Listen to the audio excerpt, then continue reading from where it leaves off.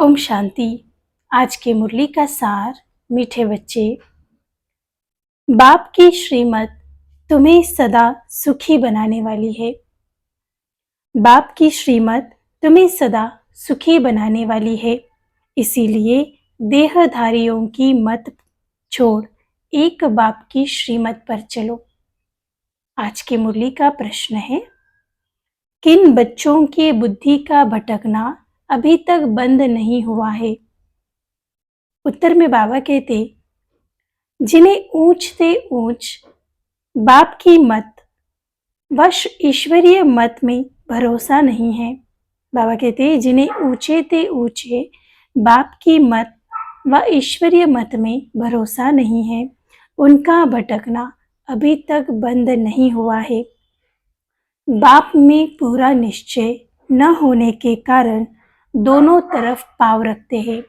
बाबा कहते कि बाप में पूरा निश्चय न होने के कारण बच्चे दोनों तरफ पाँव रखते हैं। भक्ति गंगा स्नान आदि भी करेंगे और बाप की मत पर भी चलेंगे। भक्ति भी करेंगे और ज्ञान में भी चलेंगे। तो बाबा कहते ये दोनों नाव पर पाँव रखते हैं। तो बाबा कहते ऐसे बच्चों का क्या हाल होगा? श्रीमत पर पूरा नहीं चलते हैं, इसीलिए धक्का खाते रहते हैं।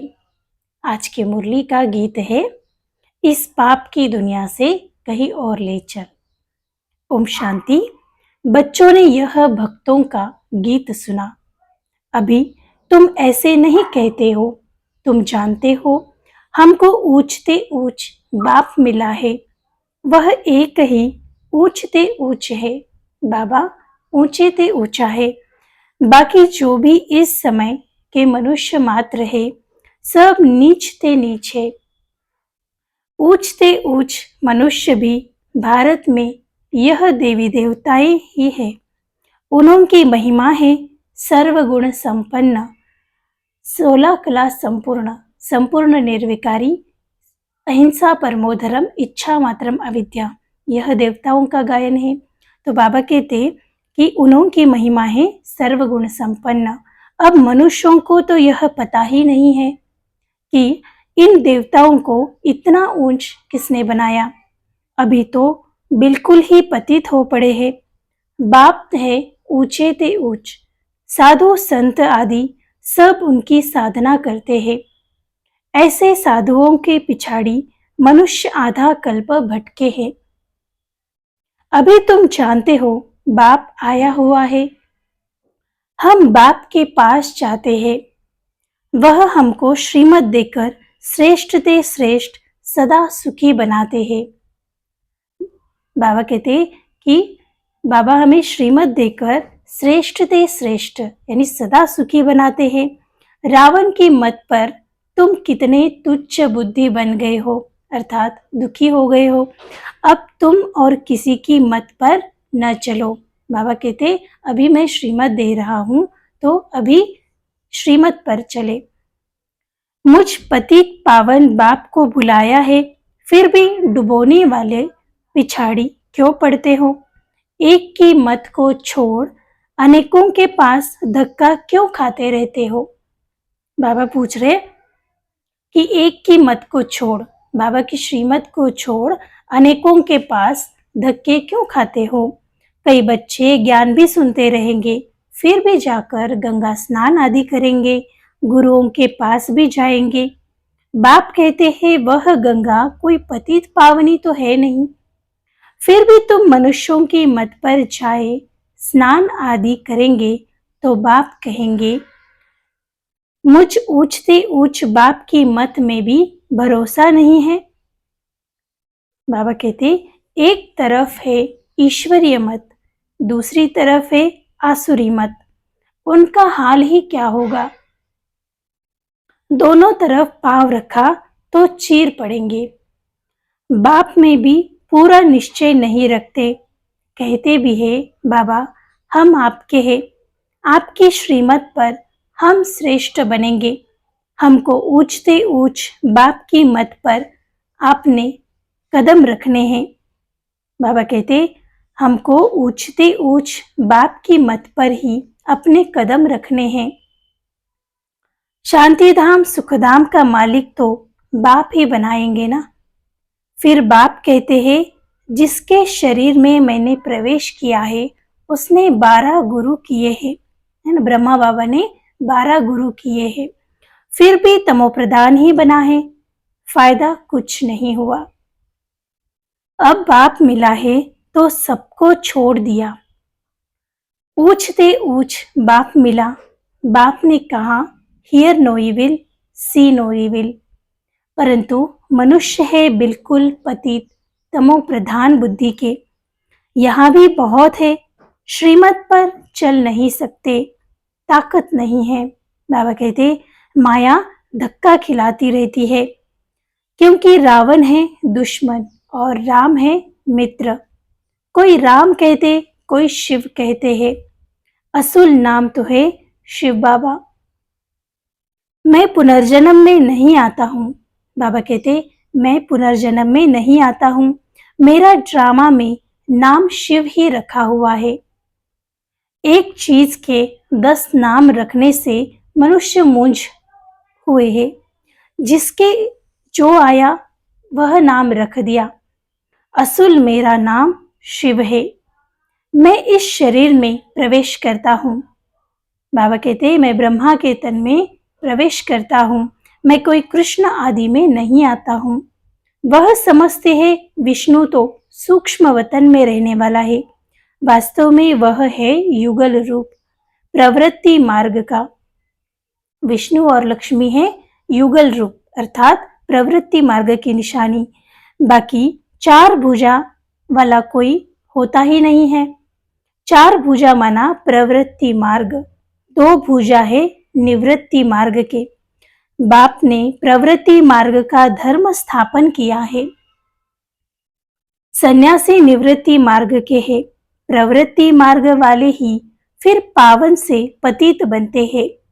इसीलिए सृष्टि को थमाने के लिए सन्यासियों का पार्ट है। बाबा कहते कि प्रवृत्ति मार्ग वाले फिर पावन से पतित बनते हैं। इसीलिए जो सृष्टि है उसको थमाने के लिए सन्यासियों का पार्ट है पवित्र बनने का।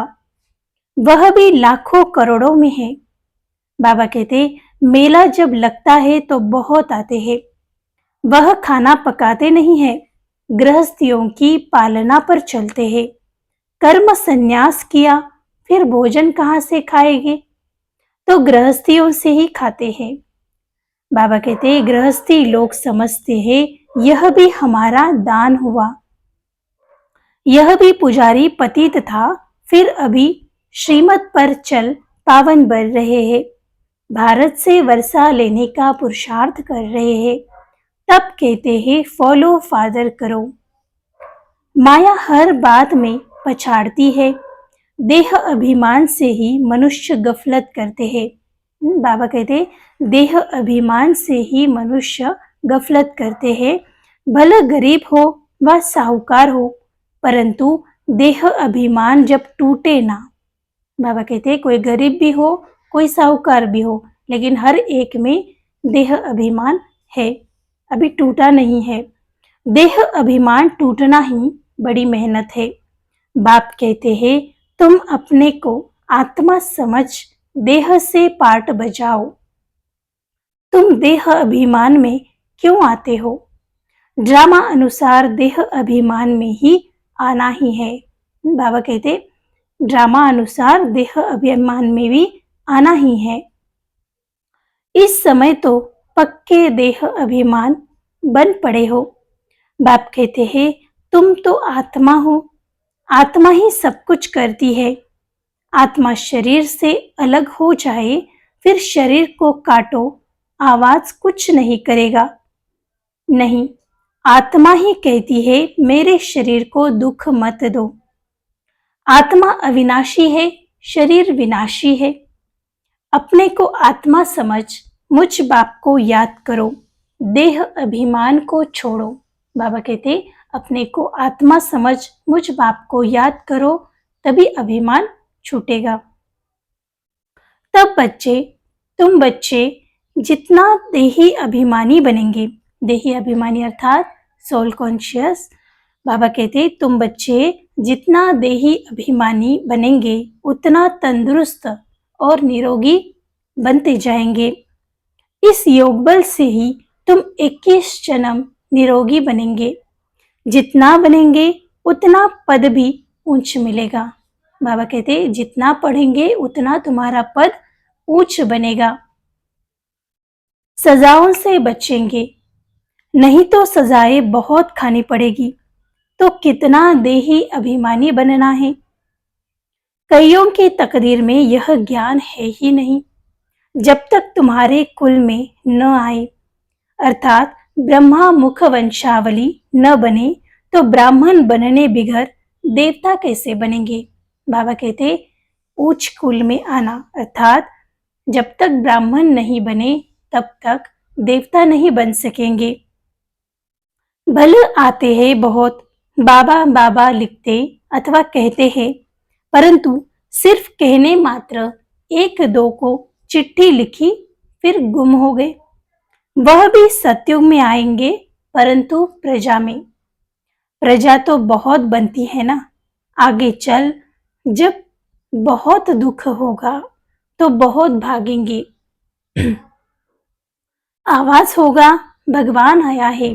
बाबा पिछाड़ी की बात करते हैं, आने वाले समय में बाबा कहते बहुत लोग उनको दुख होगा और इसी दुख से लोग भागेंगे अर्थात आएंगे, सेंटर पर आएंगे। तो बाबा कहते आवाज होगा। क्या आवाज होगा? भगवान आया है। तुम्हारे भी बहुत सेंटर्स खुलेंगे। तुम बच्चों की कमी है, देही अभिमानी बनते नहीं हो। हाँ, बाबा कहते तुम बच्चों के अंदर कमी है। कौन सी? कि देही अभिमानी अर्थात आत्मिक स्थिति में स्थित नहीं रहते हो। बाबा कहते अर्जुन बहुत देह अभिमान है। अंत में कुछ भी देह अभिमान होगा तो पद भी कम हो जाएगा। देह अभिमान के कारण बाबा कहते हमारा जो सत्योगी पद है वह कम हो जाएगा। फिर आकर दास दासियां बनेंगे। दास दासियां भी नंबरवार ढेर होती है। राजाओं को दास दासियां दहेज में मिलती है, साहूकारों को नहीं मिलती है। बच्चों ने देखा है राधे कितना दासियां दहेज में ले जाती है। आगे चल तुमको बहुत साक्षात्कार होंगे। हल्की दासी बनने से तो साहूकार प्रजा बनना अच्छा है। दासी अक्षर ही खराब है। बाबा कहते हैं दासी अक्षर ही खराब है, प्रजा में साहूकार बनना फिर भी अच्छा है। बाबा कहते हैं दासी से तो अच्छा साहूकार बनना अच्छा है। बाप का बनने से माया और ही अच्छी खातरी करती है। बाबा का जब बनते हैं तो और ही ज्यादा माया हमारे ऊपर अटैक करती है, बहुत ज्यादा तंग करती है। तो बाबा कहते हैं बाप का बनने से माया और ही रीति अच्छी खातरी करती है। रुस्तम से रुस्तम होकर लड़ती है। देह अभिमान आ जाता है। शिव बाबा से भी मुंह फेर लेती है। बाबा को याद करना ही छोड़ देते। अरे खाने की फुर्सत है, उनको याद करने की फुर्सत नहीं। बाबा कहते हैं खाने की फुर्सत है लेकिन शिव बाबा को याद करने की फुर्सत नहीं है। अच्छे अच्छे बच्चे शिव बाबा को भूल देह अभिमान में आ जाते हैं। नहीं तो ऐसा बाप जो जियदान देते हैं उनको याद करके पत्र तो लिखे, परंतु यहाँ बात मत पूछो। माया एकदम नाक से पकड़ उड़ा ही देती है। कदम कदम श्रीमत पर चले तो कदम में पदम है। बाबा कहते हैं कदम कदम श्रीमत पर चलने से कदम में पदम होंगे। तुम अनगिनत धनवान बनते हो, वहां गिनती होती नहीं। सतयुग में धन की गिनती नहीं होती। धन दौलत खेती बाड़ी सब मिलता है। वहां तांबा लोहा पीतल आदि होता नहीं, क्योंकि सतयुग में सोना है। सोने के ही सिक्के होते हैं। मकान ही सोने का बनाते हैं तो क्या नहीं होगा। यहाँ तो है ही भ्रष्टाचारी राज्य, यथा राजा रानी तथा प्रजा। बाबा कहते हैं यह दुनिया कलयुग की दुनिया है ही भ्रष्टाचारी, तो जैसा राजा वैसी ही प्रजा। तो बाबा कहते सतयुग में तो यथा राजा रानी तथा प्रजा सब श्रेष्ठाचार्य होंगे, परंतु मनुष्यों की बुद्धि में बैठता थोड़ी है, तमो प्रधान है ना। बाप समझाते हैं तुम भी ऐसे ही थे, यह भी ऐसे ही था, अब आकर देवता बनाता हूं तो भी बनते नहीं, आपस में लड़ते झगड़ते रहते हैं। मैं बहुत अच्छा हूं, ऐसा हूं, यह कोई समझते थोड़ी है कि हम दोजक में पड़े हैं, दोजक अर्थात नरक में पड़े हैं, हम रव रव नरक में पड़े हैं, यह भी तुम बच्चे जानते हो, नंबरवार पुरुषार्थ अनुसार। बाबा कहते मनुष्य बिल्कुल ही नरक में पड़े हैं, रात दिन चिंताओं में पड़े रहते हैं। ज्ञान मार्ग में जो आप समान बनाने की सेवा नहीं कर सकते हैं, तेरे मेरे की चिंताओं में रहते वह बीमार रोगी है। बाबा कहते बाप के सिवाय और किसी को याद किया तो व्याभिचार हुआ ना। बाप कहते हैं और कोई की मत नहीं सुनो, मेरे से ही सुनो, मुझे ही याद करो। देवताओं को याद करे तो भी बेहतर है। बाबा कहते एक मेरी मत पर चलो, एक मेरे से ही सुनो। फिर बाबा कहते देवताओं को भी याद करेंगे तो भी बेहतर है, मनुष्यों को याद करने से तो कोई फायदा ही नहीं है। यहाँ तो बाप कहते हैं तुम सिर भी क्यों झुकाते हो, तुम इस बाबा के पास जब आते हो तो शिव बाबा को याद करके आओ, शिव बाबा को याद नहीं करते हो तो गोया पाप करते हो।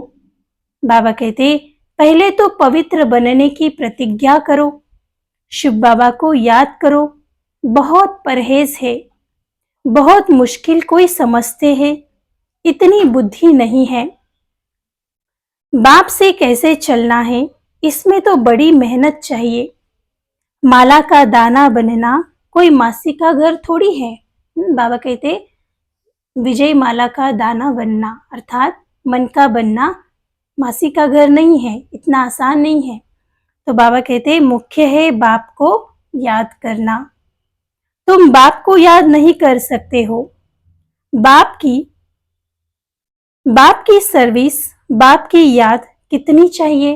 बाबा कह रहे कि तुम बाप को याद नहीं कर सकते हो, लेकिन बाप की सर्विस और बाप की याद कितनी आनी चाहिए। बाबा रोज कहते हैं कि बच्चे पोता मेल निकालो। जिन बच्चों को अपना कल्याण करने का ख्याल रहता है वह हर प्रकार से पूरी परहेज करते रहेंगे, उनका खान पान भी बड़ा सात्विक होगा। बाबा कहते बाबा बच्चों के कल्याण के लिए कितना समझाते हैं, सब प्रकार के परहेज चाहिए, जांच करनी चाहिए कि हमारा खान पान ऐसा तो नहीं, लोभी तो नहीं है। जब तक कर्मातीत अवस्था नहीं बनी हुई है तो माया उल्टा सुल्टा काम कराती रहेंगी, उसमें टाइम पड़ा हुआ है, फिर मालूम पड़ेगा अब तो विनाश सामने है, आग फैल गई है। तुम देखेंगे कैसे बॉम्ब्स गिरते हैं। भारत में तो रक्त की नदियां बहनी है, वहां बॉम्ब से एक दो को खत्म कर देते हैं। बाबा कहते हैं विदेश में एक दूसरे के ऊपर बॉम्ब गिराते हैं और खत्म कर देते हैं, लेकिन बाबा भारत की बात करते हैं कि भारत में तो बाबा कहते हैं रक्त की नदियां ही बहनी है, वहां बॉम्ब से एक दो को खत्म कर देंगे, नेचुरल कैलेमिटीज भी होंगी, मुसीबत सबसे जास्ती भारत पर है। बाबा कहते मुसीबत सबसे जास्ती भारत पर है, अपने ऊपर बहुत नजर रखनी है। हम क्या सर्विस करते हैं, बाबा कहते अपने ऊपर नजर रखनी है कि हम क्या सर्विस करते हैं, कितने को आप समान नर से नारायण बनाते हैं। कोई भक्ति में बहुत फंसे हुए हैं, समझते हैं यह बच्चियां क्या पढ़ाएंगी, समझते नहीं कि इन्हों को पढ़ाने वाला बाप भगवान है। बाबा कहते छोटी छोटी कुमारियां जो बहनें हैं, तो बाबा कहते उनको लोग समझते हैं कि ये बच्चियां हमें क्या समझाएंगी, तो बाबा कहते उनको ये नहीं पता कि इनको पढ़ाने वाला कौन है, स्वयं भगवान है। तो बाबा कहते थोड़ा पढ़ा हुआ है वह धन है, तो लड़ने लग पड़ते हैं, आबरू ही गवा देते हैं। सतगुरु की निंदा कराने वाला ठोर न पाए, फिर पाई पैसे का पद जाकर पाएंगे। अच्छा, मीठे मीठे सिकील दे बच्चों प्रति माता पिता बाप दादा का याद प्यार और गुड मॉर्निंग। रूहानी बाप की रूहानी बच्चों को नमस्ते। हम रूहानी बच्चों की रूहानी माता पिता बाप दादा को याद प्यार, गुड मॉर्निंग और नमस्ते। शुक्रिया बाबा, शुक्रिया। आज की मुरली से धारणा के लिए मुख्य सार है। पहला पॉइंट, तेरी मेरी की चिंताओं को छोड़ आप समान बनाने की सेवा करनी है। बाबा कहते, तेरी मेरी की चिंताओं को छोड़ आप समान बनाने की सेवा करनी है। एक बाप से ही सुनना है, बाप को ही याद करना है। व्यभिचारी नहीं बनना है। दूसरा पॉइंट है, अपने कल्याण के लिए खान पान की बहुत परहेज रखनी है। किसी भी चीज में लोभ नहीं रखना है। बाबा ने कहा कि अपने कल्याण के लिए खान पान की परहेज बहुत रखनी है, किसी भी चीज में लोभ नहीं चाहे। ध्यान रहे कि माया कोई उल्टा काम न करा दे। आज के मुरली से वरदान है, निर्णय शक्ति और कंट्रोलिंग पावर द्वारा सदा सफलता मूर्त बनो। निर्णय शक्ति और कंट्रोलिंग पावर द्वारा सदा सफलता मूर्त बनो। बाबा कहते, किसी भी लौकिक या अलौकिक कार्य में सफलता प्राप्त करने के लिए विशेष कंट्रोलिंग पावर और जजमेंट पावर की आवश्यकता होती है, क्योंकि जब कोई भी आत्मा आपके संपर्क में आती है तो पहले जज करना होता है कि इसे किसी चीज की जरूरत है। नब्ज द्वारा परख कर उसके चाहना प्रमाण, उसे तृप्त करना और स्वयं की कंट्रोलिंग पावर से दूसरे पर अपनी अचल स्थिति का प्रभाव डालना, यही दोनों शक्तियां सेवा के क्षेत्र में सफलता मूर्त बना देती है। आज की मुरली का स्लोगन है, सर्वशक्तिमान को साथी बना लो तो माया पेपर टाइगर बन जाएगी। सर्वशक्तिमान को साथी बना लो तो माया पेपर टाइगर बन जाएगी। आज के अव्यक्त इशारे हैं, कंबाइंड रूप की स्मृति से सदा विजयी बनो। बाबा कहते, सेवा के क्षेत्र में जो भिन्न भिन्न प्रकार के स्वप्रति व सेवा के प्रति विघ्न आते हैं, उसका भी कारण सिर्फ यही होता है, जो स्वयं को सिर्फ सेवाधारी समझते हो लेकिन ईश्वरीय सेवाधारी नहीं हूं। बाबा कहते, जो स्वयं को सिर्फ सेवाधारी समझते हो लेकिन ईश्वरीय सेवाधारी हूं, सिर्फ सर्विस पर नहीं लेकिन गॉडली सर्विस पर हूं। इसी स्मृति से सदा याद और सेवा स्वतः ही कंबाइंड हो जाती है। अच्छा, ओम शांति।